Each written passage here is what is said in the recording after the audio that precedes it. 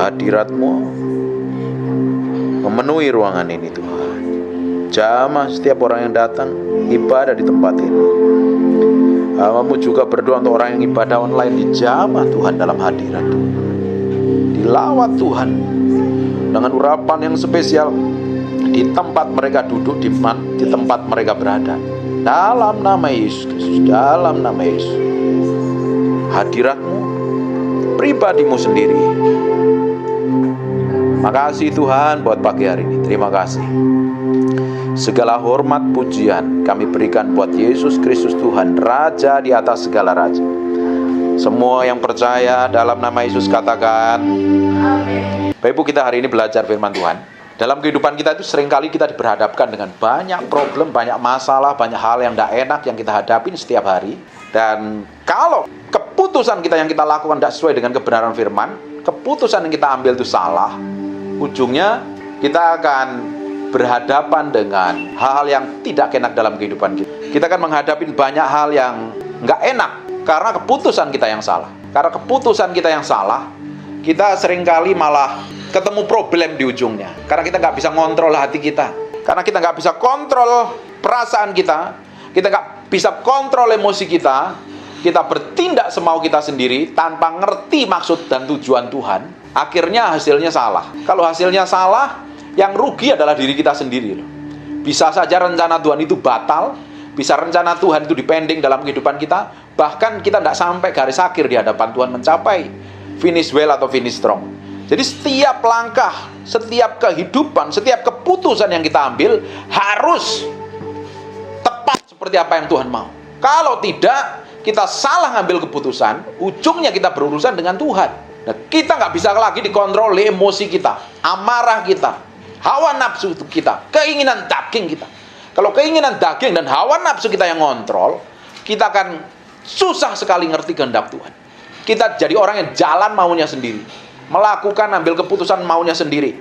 Kita bisa ngomong sembarangan, kita bisa mengatain orang sembarangan, kita bisa menjelekkan orang lain sembarangan, kita bisa bersikap sembarangan dengan orang lain. Harusnya hidup kita itu semakin hari semakin kenal Tuhan, semakin hati-hati. Semua sikap, tindakan, ucapan, perilaku kita harus benar-benar serahkan di hadapan Tuhan. Biar Tuhan sendiri yang beracara harusnya. Hidupku bukan aku lagi, tapi Kristus yang aku hidupin. Harusnya setelah kita mengalami kelahiran baru, hidup kita bukan untuk diri kita sendiri lagi, tapi kita ngikutin apa yang Kristus mau. Tapi banyak orang hanya mulutnya ngikut Yesus, kelakuan dan sikapnya tidak mengikuti Yesus. Kita ini sungguh-sungguh mengikut Tuhan, kelihatan dari apa yang kita katakan, apa yang kita hidupin, apa yang kita ucapkan, semuanya mencerminkan sesungguhnya siapa kita. Kalau mau tahu hidup kita yang sesungguhnya, realitas hidup kita sesungguhnya di hadapan Tuhan, aslinya kita seperti apa di hadapan Tuhan, ditekan aja, dipersalahin orang, ditegur, difitnah, dicaci maki, dituduh, stop aja wis. Coba reaksi yang keluar pertama kali dari diri kita itu menunjukkan kita sebenarnya siapa di hadapan. Realnya kita adalah manusia roh yang di dalam yang sudah diperbarui. Di Yeskiel 36 ayat 25, 26, 27 dijelaskan, gak usah dibuka, dengerin aja. Setelah kita mengalami kelahiran baru, Tuhan memberikan roh yang baru di dalam diri kita. Dan manusia roh yang baru tadi jadi tempat tinggalnya Roh Kudus. Nah, harusnya kita menanggalkan manusia yang lama dan kita memakai manusia yang baru. Yang kita hidupin adalah manusia di dalam Kristus.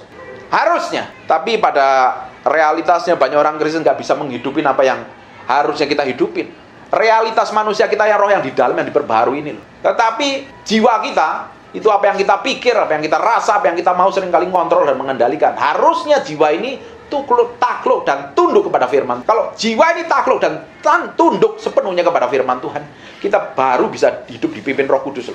Tapi kalau jiwa ini yang ngontrol pikiran kita, perasaan kita ini nggak suka firman. Perasaanmu nggak suka firman, suruh ngampuni. Apa kira-kira?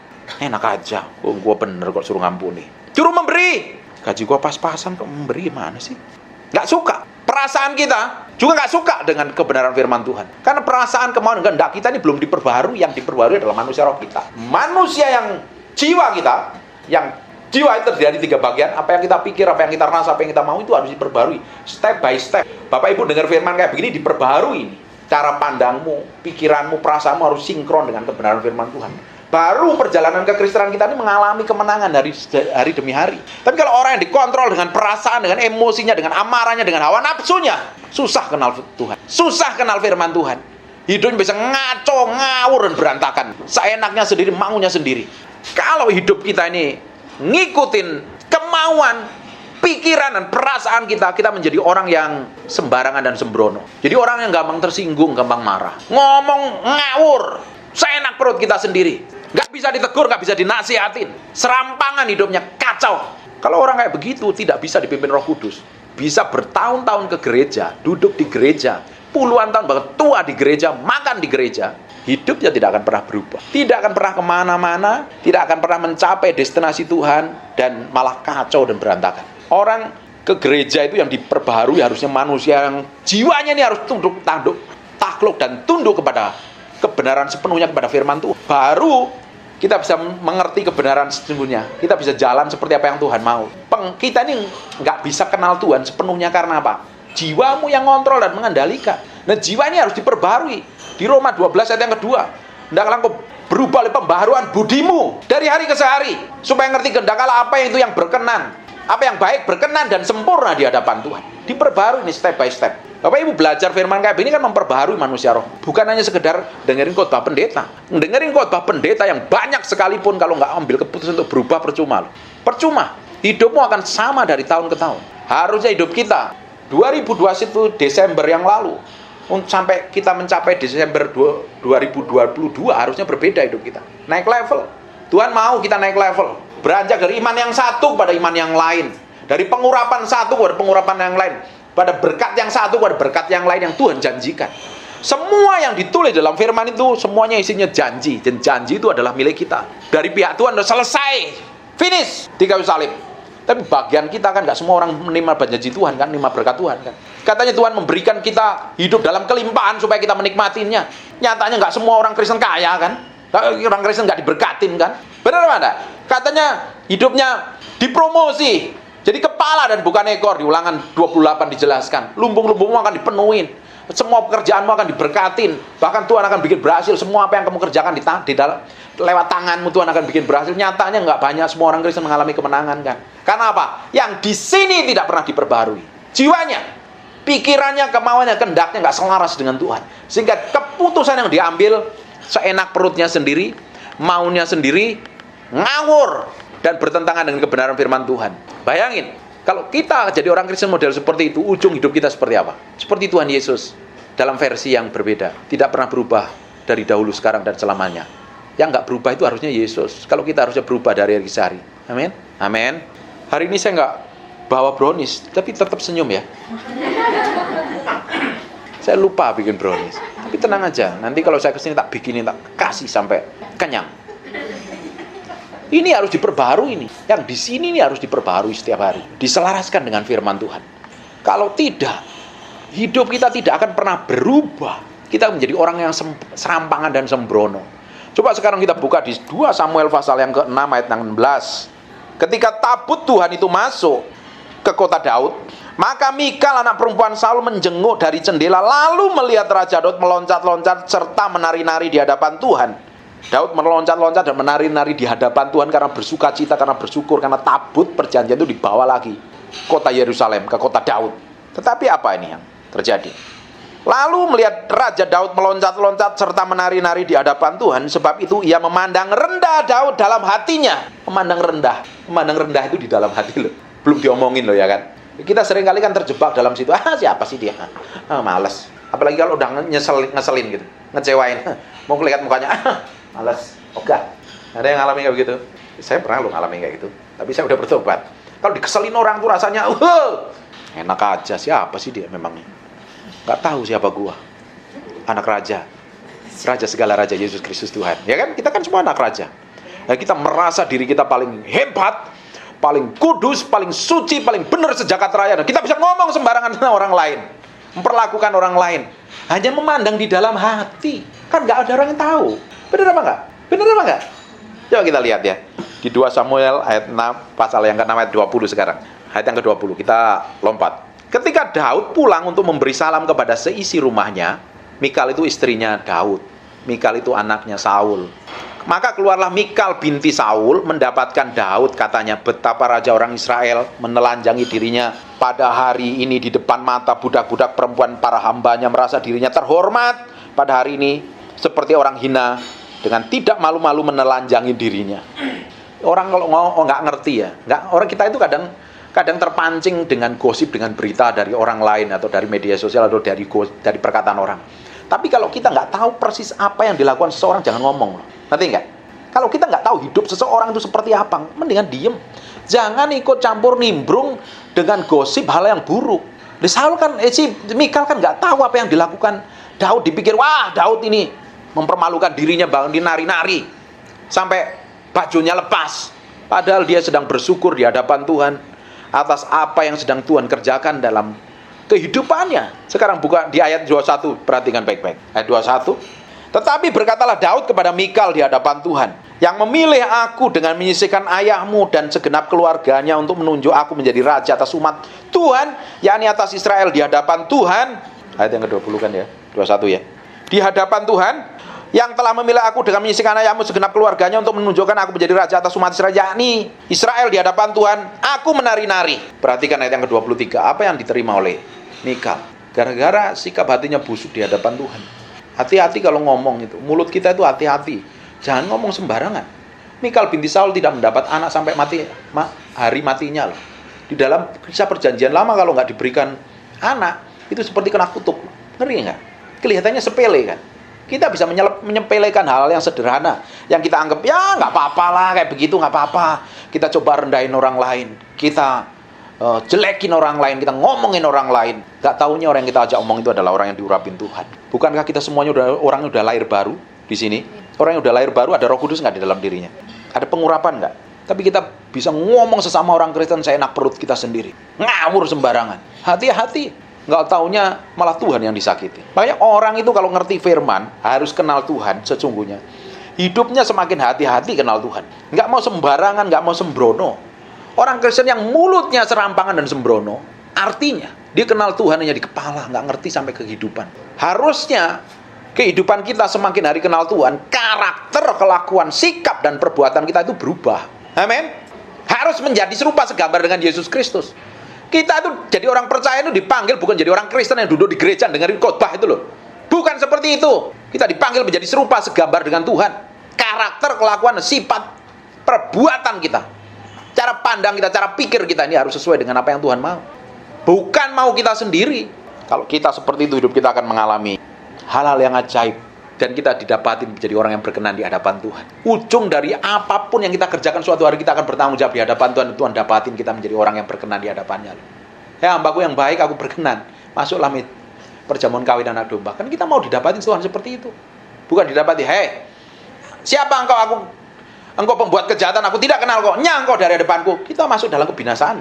Ujung dari apapun yang kita kerjakan hari ini, kita ingin didapatin berjumpa dengan Yesus suatu hari memerintah di langit baru dan bumi baru. Amin. Amin. Sekarang buka di Bilangan pasal yang ke-20 mulai ayat yang kedua. Bilangan 20 ayat yang kedua. Diberkati apa enggak nih? Sampai hari ini, sampai saat ini diberkati? Coba. Yes. Bilangan 20 ayat yang kedua. Pada suatu kali ketika tidak ada air bagi umat itu, berkumpullah mereka mengerumuni Musa dan Harun. Ini orang Israel. Bangsa Israel itu gambaran kita loh, sebagai contoh buat kita hari ini. Bangsa Israel adalah gambaran di 1 Korintus pasal yang ke-10 dijelaskan perjalanan bangsa Israel dari tanah Mesir keluar, masuk ke padang gurun, masuk ke tanah perjanjian itu sebagai gambaran kita hidup hari ini, sebagai pelajaran yang berharga hari ini. Pada suatu kali ketika tidak ada air bagi umat itu, berkumpullah mereka mengerumuni Musa dan Harun. Terus orang biasanya kalau nggak ada air, nggak ada uangnya pas-pasan, sudah uang pas-pasan, itu pertengahan bulan gaji udah habis, bayar cicilan habis, gas habis, minyak habis, beras habis, tanah mau bayar sekolah. Biasanya ngapain reaksinya? Oh Tuhan terima kasih, haleluya, papi tenang ya, kita berdoa yuk bersama-sama, kita akan lihat mujizat Tuhan. Atau biasanya ngapain? Lihat nih, ayat yang kedua. Bilangan 20 ayat yang kedua. Sekarang ayat yang ketiga. Biasanya itu seperti ini. Pada suatu kali ketika tidak ada air bagi umat itu, berkumpullah mereka mengerumuni Musa dan Harun. Nah, yang ketiga, dan bertengkarlah bangsa itu dengan Musa. Katanya sekiranya kami nanti binasa pada waktu saudara-saudara kami mati binasa di hadapan Tuhan. Ngomel, gerutu. Hati-hati loh, kita itu jangan dipengaruhi oleh situasi dan keadaan loh. Harusnya kita tidak terpengaruh dengan situasi keadaan loh. Kita sebagai orang percaya harusnya dipengaruhinya oleh firman Tuhan dan janji Tuhan. Ngerti nggak? Kita bisa menghadapi masalah buruk, kejadian buruk, masalah yang ruwet, kacau, bikin rasanya hati itu terkoyak, terluka. Tapi kita bisa enjoy karena kita fokus kita bukan pada masalahnya, kita fokus pada janji Tuhan, pada firman Tuhan. Tapi berapa banyak orang bisa sampai seperti itu? Biasanya jerit-jerit, nangis-nangis, teriak-teriak, cari kambing hitam. Kalau nggak ada ke Jatinegara, ke Pasar Hewan, cari kambing hijau. Sekarang nggak boleh beli kambing, nggak beli sapi karena ada penyakit. Di Jawa, di kita aman. Kita coba cari pembenaran diri sendiri, kita coba salahin orang lain. Wahai, ini karena kayak begini, gara-gara kamu. Ayo coba siapa seperti itu?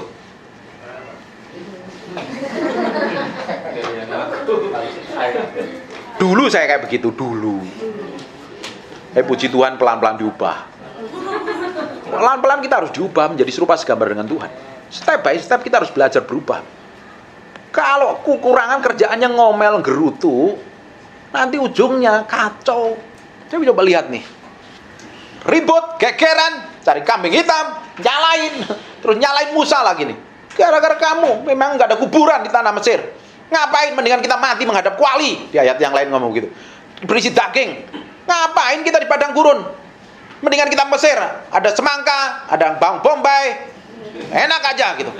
Saya kerjanya ngeluh, ngomel. Ngapain kita di bawah padang gurun? Padahal nggak tahu. Sedang diproses, dipersiapkan untuk masuk tanah perjanjian. Amin. Kadang diizinkan kita mengalami hal buruk terjadi dalam kehidupan untuk meremukkan hati kita. Kita akan saya bilang, di dalam yang tahu diri kita adalah diri kita sendiri, dan aslinya kita akan keluar waktu kita ditekan. Dan yang kalau ditekan aslinya keluar dan buruk itu, Tuhan harus cabut sampai ke akar-akarnya loh. Makanya kadang dibenturin tembok, bam, baru tahu rasa. Oh ternyata kita butuh Tuhan. Ngalamin kayak gitu. Udah begitu diremukkan kadang kita merasa benar. Enggak. Masih masa bela diri. Itu orang Kristen yang enggak tahu diri modelnya kayak gitu. Orang Israel ini loh. Tiap hari ngelihat mujizat. Ngelihat Tuhan tiang awan tiang api. Dikirim roti dari surga, malaikat yang masak. Fresh. Minta daging, dikirim daging. Masih ngomel dan gerutu.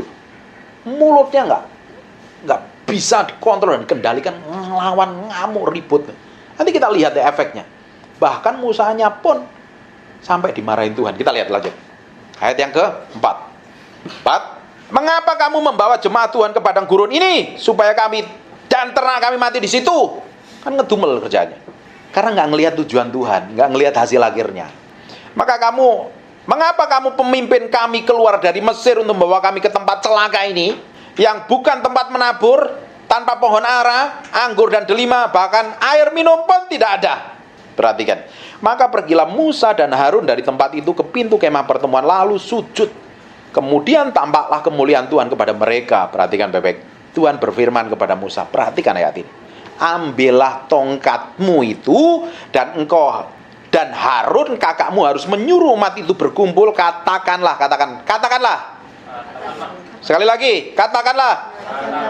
Di depan mata mereka kepada bukit batu itu, supaya diberi air. Demikianlah engkau mengeluarkan air itu dari bukit batu itu bagi mereka, dan memberi minum umat itu serta ternaknya.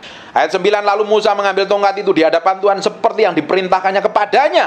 Ketika Musa dan Harun telah mengumpulkan jemaah itu di depan bukit batu, ia berkata kepada mereka, dengarlah kepada gue orang-orang durhaka. Udah mulai marah kan, udah kesel, jengkel. Hati-hati loh, kalau kita marah itu jangan banyak ngomong. Lebih baik diem. Nanti salah di hadapan Tuhan. Dan kita kalau sering kali diperhadapkan hal buruk, malah kita gerutu nih ibu-ibu nih biasanya. Bapak-bapak juga ada yang kayak begitu. Wah, marah-marah. Hati-hati. Malah salah bersikap nanti. Urusanmu bukan sama orang yang kelihatan, urusanmu sama Tuhan malah repot. Ngerti nggak? Semakin kita diurapin Tuhan, semakin kita mengasihi Tuhan, Pernah nggak ngalami? Kok begini-begini salah sih? Kan dikit aja salah. Kayak begitu ditegur Tuhan. Kayak ini kok ditemplak Tuhan. Itu orang itu bebas-bebas saja itu, dia selingkuh, dia nipu, dia bohong, kayaknya hidupnya bahagia-bahagia saja. Pernah ngalami kayak begitu pikiran kita? Ya kan? Kita yang kok Tuhan kok kayaknya begini tegur. Dikit gitu. Lu Tuhan tuh sayang sama kamu. Semakin kita mencintai Tuhan dan mengasihi Tuhan, Tuhan tuh benar-benar lihat, perhatikan detail kita. Makanya kalau kita melenceng sedikit ditegur kan, kadang ada perasaan tidak enak rasanya. Kok kayak begini ya? Itu orang kok santai-santai aja sih. Dia punya istri 4, cuek-cuek aja itu. Itu nipu, bohong, nyantai-nyantai aja. Itu selingkuh kok tenang-tenang aja. Kok hidupnya tambah bahagia. Kita baru bohong sedikit rasanya udah tertutup, udah enak, gelisah. Kita marah sedikit, terus tiba-tiba sejam kemudian sadar kok rasanya tertemplak, kok mulutku ngomong ngawur ya tadi itu. Pernah ngalamin kayak gitu kan? Tuhan tuh peduli. Tuhan tuh semakin kita dekat dengan Tuhan, hati-hati loh. Semua sikap dan tindakan kita dilihat. Contohnya begini. Kalau hari ini kan Rusia sama Ukraina perang kan. Kita ngomong, wah besok kita bom ya Pak ya. Kita bom Rusia biar kapok tuh. Iya enggak, posisi kita siapa? Coba kalau yang ngomong Presiden Amerika ngomong begitu. Terus Rusia dengar, apa terjadi kira-kira? Geger enggak? Ribut enggak? Perang enggak? Semakin posisi seseorang itu tinggi, perkataan itu dinilai Tuhan, hati-hati. Semakin kau diurapin Tuhan, perkataanmu tuh hati-hati. Kita ngomong sembarangan, wah kita bom, besok kita bawain mercon, cuek-cuek aja, siapa lu? Itu ya. Kita bawa panah, bambu runcing ke Rusia, yuk kita perangin ya. Siapa ini orang gila katanya. Tetapi kalau yang ngomong Perdana Menteri atau jenderalnya Amerika, wah ternyata digeger. Kita semakin ngerti kebenaran firman Tuhan, semakin posisi kita tuh semakin dekat dengan Tuhan dan tinggi di hadapan Tuhan. Mulutmu, ucapanmu, tindakanmu, sikapmu itu bersiko. Coba kita lihat ya. Ayat 11. Sesudah itu Musa mengangkat tangannya lalu memukul bukit batu itu dengan tongkatnya 2 kali. Maka keluarlah banyak air sehingga umat itu ternak mereka dapat minum. Tapi Tuhan suruh ngapain tadi? Ayat tadi suruh, yang suruh ngulang tadi loh apa? Loh, kata Tuhan tuh ngomong begini. Ayat yang ke-8.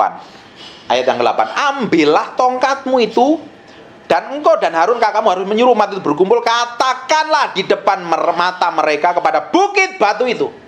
Disuruh itu supaya diberi airnya. Demikian engkau mengeluarkan air dari bukit batu itu dan bagi mereka memberi umat minum umat itu serta ternaknya. Tapi karena udah jengkel, udah marah, menggerutu kerjanya, ngomel tadi udah gemes kan. Musa kan marah itu. Nih ayat yang ke-10. Dengarkanlah kepadaku hai orang-orang durhaka. Kalau udah ngomong kayak begitu tuh artinya kan udah kesel kan. Udah enek kan. Udah muak kan. Siapa yang sering kali mengalami hal kayak begitu? Yang suami istri biasanya ngomongnya sembarangan kalau ribut. Wah, langsung paduan suara. Ayo siapa? Lihat suamimu, lihat istrimu coba.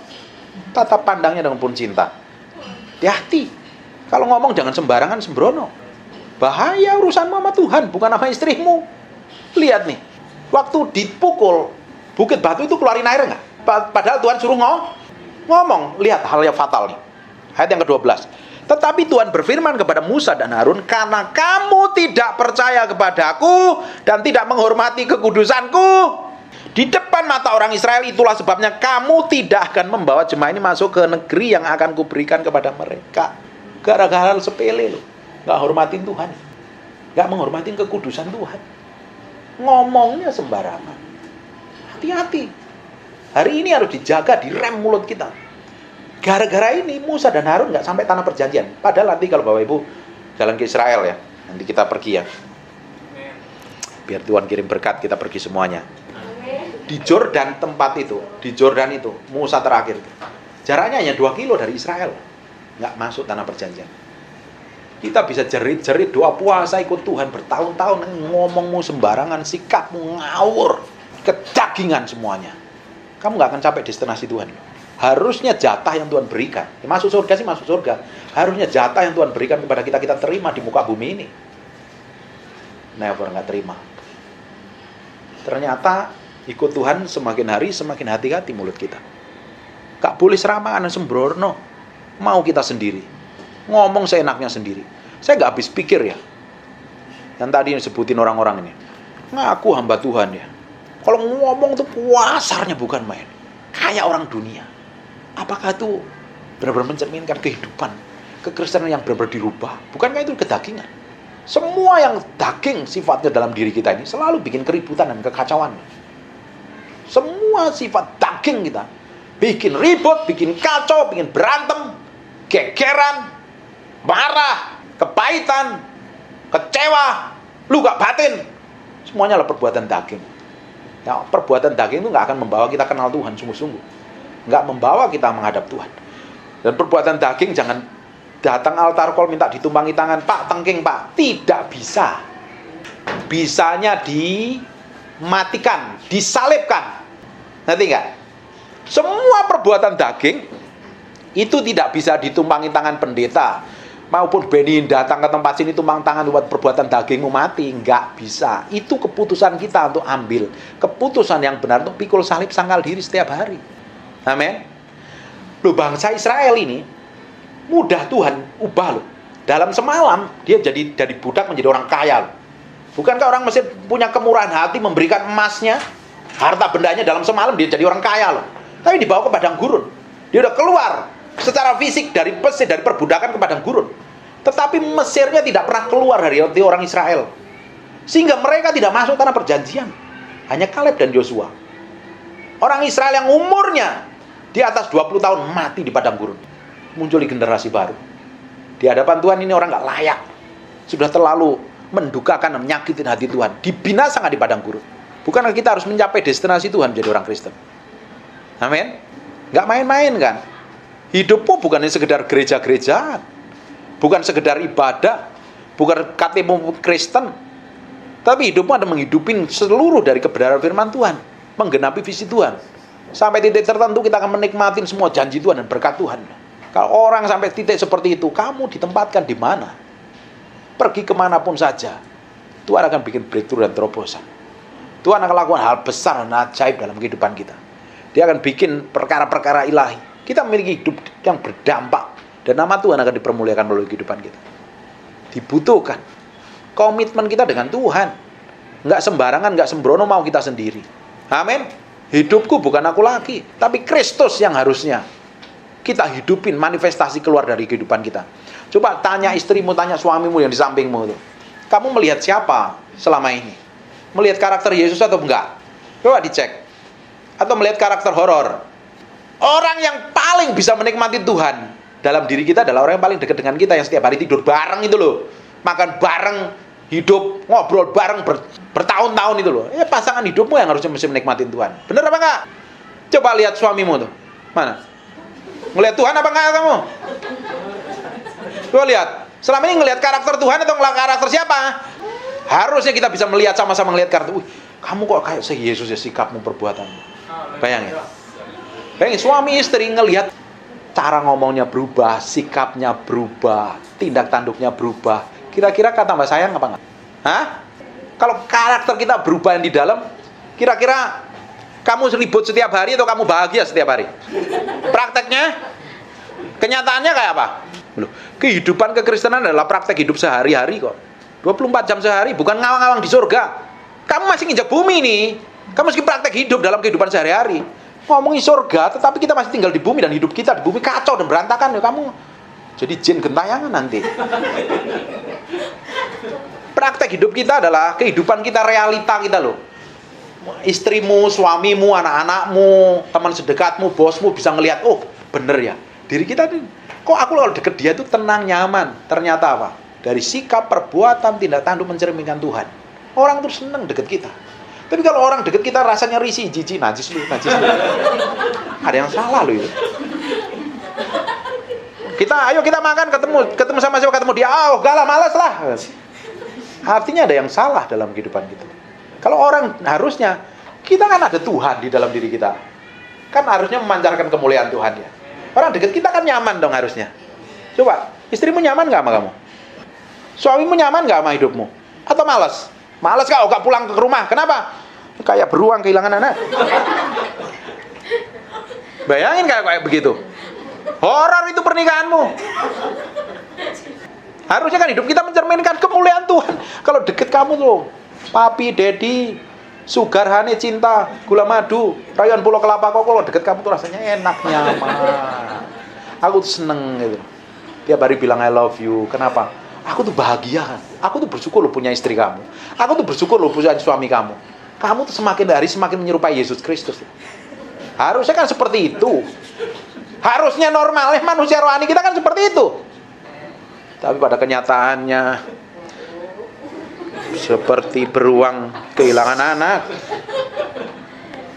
Apalagi kalau disinggung sedikit, wah, mendingan kita ngopi deh, tunggu dia pulang tidur. Ada yang salah loh kayak gitu. Hidup kita harusnya tambah hari tambah bahagia. Keluarga kita harusnya tambah bahagia. Hubungan suami istri kita tambah hari tambah tua, tambah bahagia harusnya. Orang dunia kan ngomong, oh tambah tua kelakuannya kayak anak kecil, salah. Cara dunia. Kita semakin tua semakin menyerupai Yesus Kristus, penuh hikmat, pengertian dan pengetahuan. Benar nggak? Amin. Kok semakin tua semakin pikun? Itu orang dunia. Di dalam Tuhan semakin tua semakin memiliki hikmat, pengertian dan pengetahuan, kesabarannya luar biasa dong. Semakin tua kelakuannya kayak Upin sama Ipin. Waduh. Ribut terus, itu bahaya loh itu. Orang yang paling bisa menikmatin adalah pasangan hidupmu. Anak-anakmu bahkan bahagia. Kamu kerja di kantor, kalau kamu diurapin Tuhan, dekat dengan Tuhan, kantor itu yang bangkrut. Gara-gara ada kita, ada kemurahan Tuhan, kantor itu bisa diberkati Tuhan harusnya. Di mana kita ditempatkan, tempat itu diberkati Tuhan. Kemana kita pergi, kemana kita ketemu orang, orang harus menikmati Tuhan melalui hidup kita. Powerful nggak kayak begitu? Kamu disayangin orang nggak? Disayang Tuhan nggak? Seperti Yesus dulu, dapat favor of God dan favor of man. Kalau kayak begitu, kira-kira bosmu sayang sama kamu nggak? Naik gaji nggak? Dapat bonus nggak? Kalau kayak begitu, suamimu tambah sayang nggak? Uang jajannya ditambah nggak?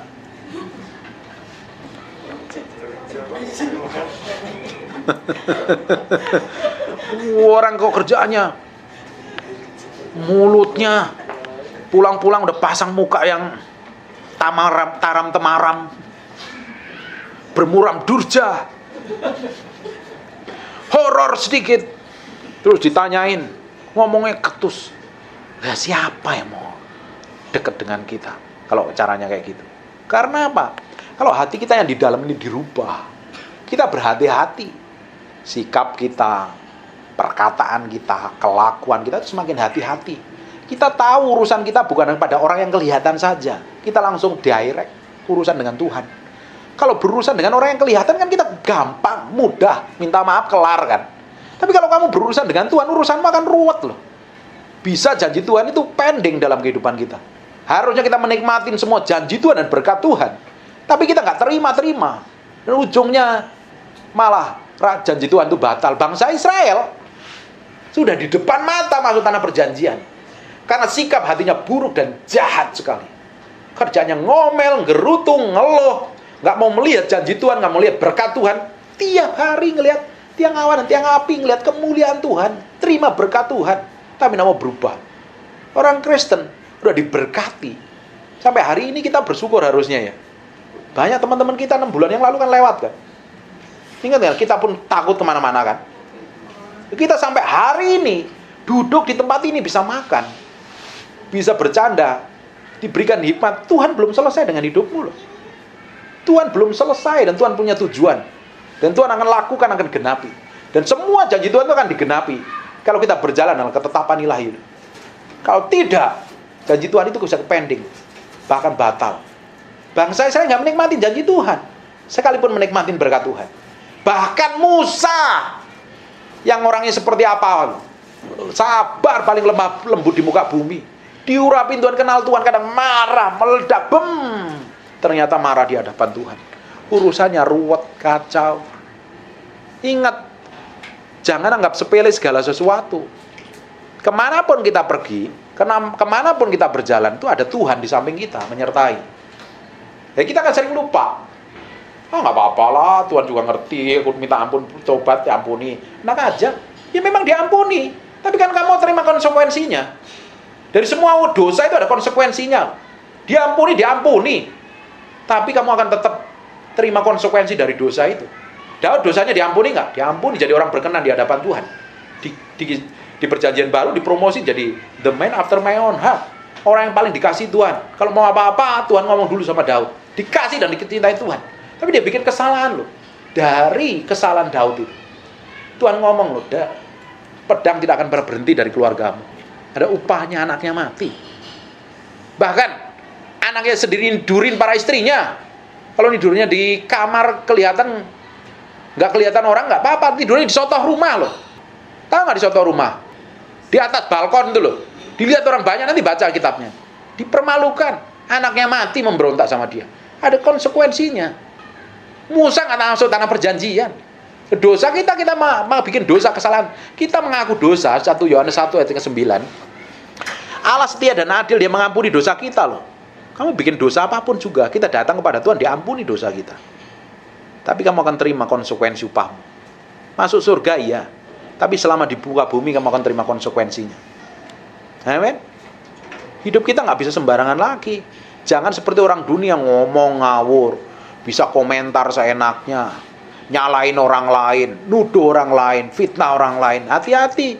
Kalau orang itu diurapin Tuhan, bahkan istrimu aja diurapin Tuhan loh. Suamimu juga diurapin Tuhan. Coba lihat suami istri itu. Pak, kamu diurapin Tuhan. Sayang, gula madu kamu diurapin Tuhan. Hati-hati kalau ngomong. Jangan sembarangan serampangan seenak perutnya sendiri. Dia kan istri saya, Pak, dia harus di bawah kekuasaan. Iya, kamu otoritas tertinggi suami, tapi kamu nggak cukup beli sembarangan. Ngerti nggak? Di hadapan Tuhan, urusannya akan repot dan ruwet nanti. Hidup kita semakin hari-hari, hari kita semakin penuh hikmat, pengertian dan pengetahuan. Harun tak masuk tanah perjanjian. Musa tidak masuk tanah perjanjian. Hanya Kaleb dan Yosua dan generasi yang di bawah 20 tahun yang masuk tanah perjanjian. Makanya hidup kita itu semakin hari harusnya kenal Tuhan, semakin mencintai Tuhan, semakin mengasihi Tuhan. Hidup kita semakin menyenangkan hati Tuhan. Bukan sembarangan dan sembrono. Bukan semau kita sendiri, seenak kita sendiri. Di Bilangan 14 ayat 29. Bilangan 14 ayat 29. Sudah? Di padang gurun ini bangkai-bangkaimu akan berhantaran, yakni semua orang yang di antara kamu yang dicatat semua tanpa terkecuali berumur 20 tahun ke atas karena kamu telah bersungut-sungut kepadaku. Mati di padang gurun. Sekarang Bilangan 26 ayat 65. Bilangan 26 ayat 65. Sebab Tuhan telah berfirman tentang mereka, pastilah mereka mati di padang gurun. Dari mereka itu tidak ada seorang pun yang masih tinggal hidup selain dari Kaleb bin Yefune dan Yosua bin Nun. Hanya 2 orang yang tak masuk tanah perjanjian. Menggenapi, didapatin hatinya, sikap hatinya benar. Sikap hati kita mesti benar di hadapan Tuhan. Jangan serampangan dan sembrono. Ini praktek hidup loh. Dengerin khotbah ini kelihatannya kan kamu bisa ketawa-ketawa kan ya. Nanti dari rumah ntar praktek loh sama istrimu sama suamimu loh. Ini kalau praktek kamu bisa pegang meja dan bilang haleluya, praise the Lord. Kalau pengen marah, kalau lagi pengen marah meledak, diam. Jauh lebih baik. Diam, tenangin diri. Baru kalau udah tenang bisa ngambil keputusan yang benar. Jangan kalau lagi marah meledak-ledak. Musa lagi kesel, marah meledak-ledak, dipukul batu itu. Tuhan hormatin loh. Tetap keluar air loh. Tuhan padahal ngomong sama batu itu, keluar air. Marah, kesel, jedier. Urusannya sama Tuhan. Jadi kita kalau marah maunya kan jedier. Nggak taunya malah melukain banyak orang di sekitar kita terluka. Banyak dari kita kalau marah maunya meledak, boom, dengan dibumbuin dengan sedap-sedapan kata-kata yang menyakitkan. Rasanya puas dan bahagia. Ada kan yang seperti itu? Tahu nggak? Ketika kita ngomong keras, ngomong kasar yang nyakitin, dan kita sendiri puas rasanya. Tapi setelah 15 menit kemudian, ada orang-orang di sekitarmu yang terluka dengan kata-kata. Terutama Tuhan terluka dengan sikap dan perbuatan. Loh sekarang itu kalau kita mau berbuat, mau ngomong, mau berpikir, mau berkelakuan, itu yang dipikirin tuh hati Tuhan dulu. Ini Tuhan seneng nggak nih? Ini Tuhan diuntungkan apa enggak? Tuhan disenangkan apa tidak? Ini menyakiti hati Tuhan apa tidak sih? Kan yang kita pikirin harusnya hati Tuhan. Jangan emosi kita yang kita puaskan. Marah seenak sendiri, ngomong seenak sendiri, terus ngajak orang lain lagi marah-marahnya. Nggak taunya malah kita ini menjerumuskan orang jatuh dalam dosa. Nggak taunya kita malah melukain hati Tuhan. Nggak taunya setelah kita marah, memuaskan hawa nafsu, emosi kita meledak, bem. 5 menit, 10 menit, 15 menit, setengah jam kemudian kamu lihat orang sekitar terluka dengan kata-katamu. Terus kamu tanya, loh kamu kok kayak begitu? Nggak apa-apa. Kenapa sayang kamu kok kayak begitu? Nggak apa-apa. Nggak usah. Nggak apa-apa. Aku beli makan. Nggak usah. Udah kenyang. Terus dia masuk kamar dengan lemah gemulai, dengan lembut hati kamu samperin, sayang, gula, madu, sugar, rayuan pulau kelapa, kamu kenapa kayak begitu? Gak apa-apa. Terus dideketin, terus dia ngomong, loh kok nangis? Kenapa nangis? Kamu nggak tahu, 15 menit lagi tadi kamu ngomong apa sama saya? Luka batinku, terluka. Kita kan nggak sering peduli dengan perasaan orang lain. Nggak perlu peduli dengan perasaan orang lain. Kita ngomong sembarangan, mau kita sendiri, nggak taunya banyak orang terluka. Kita pikirin perasaan orang lain, nggak pikirin perasaan Tuhan. Terus kita anggap diri kita benar, nggak peduli, kita lupa kan marah yang 15 menit lalu. Marah kita melukai banyak orang. Nah, orang itu bisa terluka bertahun-tahun, bisa sampai seumur hidupnya. Nah, resiko yang kita ambil bisa menjadi berkat atau menjadi batu sandungan bagi orang lain. Makanya hati-hati, itu bisa menghalangi semua berkat Tuhan, menghalangi semua janji Tuhan digenapi dalam kehidupan kita. Amin. Diberkati. Amin. Kita bangkit berdiri, kita berdoa. Terima kasih Tuhan buat firman-Mu, kami materaikan dengan darah Yesus.